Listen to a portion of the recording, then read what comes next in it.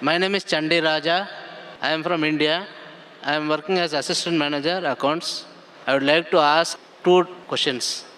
Number one, as you say, Islam is a way of life as per the Quran. Okay? What do you mean by way of life? What are the explanation for that? Can I get number? Brother, the question that in my earlier answer I said Islam is a deen, it's a way of life. He's asking, what do you mean by way of life? Way of life means how do you lead a life?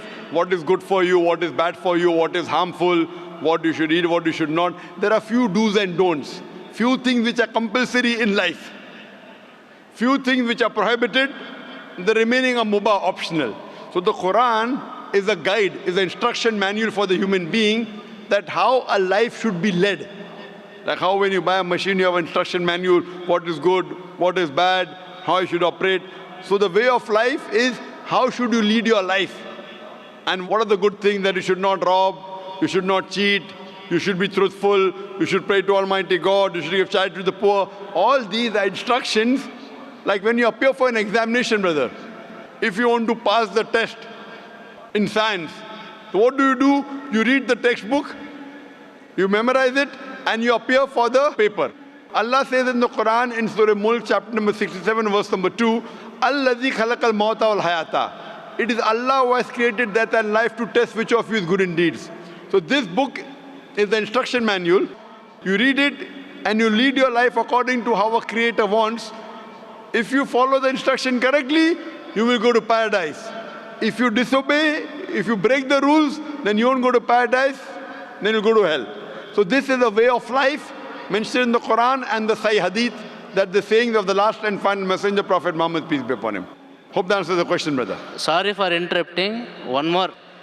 Suppose, as you said, that it is the way of life, but following the way of life, as is said in the Quran, there are a lot of hurdles which we have to come across in each and every day of life. Could you explain me? Brother said that following the way of life, many hurdles will come. Brother, by my education, I'm a medical doctor. To pass my degree, Bachelor's of Medicine, you know, when you pass BA degree, the test is easy. But when you pass BA, you become only a graduate. When you pass graduation, MBBS, Bachelor of Medicine, Bachelor of Surgery, it's more difficult.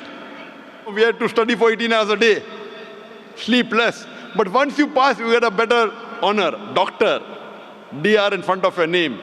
So higher the degree, more difficult is the test. So this Quran shows you a way of life. Once you pass this test, you go to Jannah, you go to paradise. Hurdles are bound to come. When you sit for an examination, there are bound to be some questions which are difficult.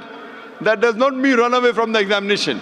So hurdles are bound to come, but this hurdle will take you towards Allah subhanahu wa ta'ala. Allah is testing you.